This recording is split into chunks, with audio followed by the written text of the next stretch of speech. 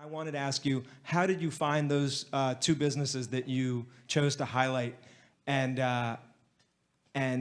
do you have any other messages, I guess, about cooperative or worker-run workplaces?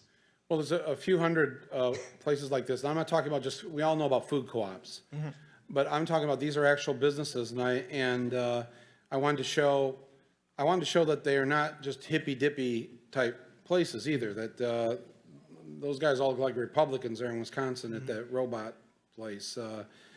But they saw very quickly how much better of a life they were having, not just in terms of how their income was better than people who had a comparable job in other places where they didn't own the business, but they were just happier.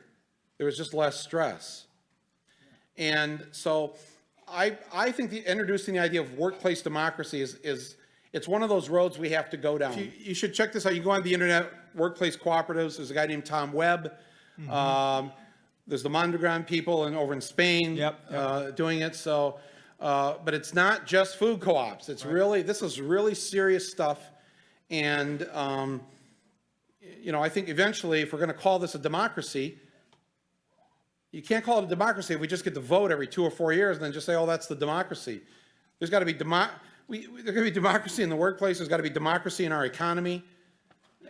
You know, I don't know. I just don't understand how. And I think when anthropologists and historians dig us up, you know, a few hundred years from now, assuming the planet makes it that long, they're going to look at us and they're going to think we were idiots.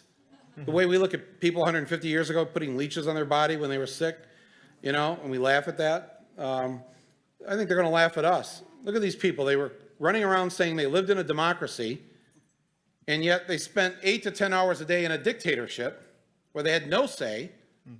And then as consumers in an economy, again, they were led to believe they had a say by what they bought at Best Buy. You know, we're going to look stupid. That's what I think.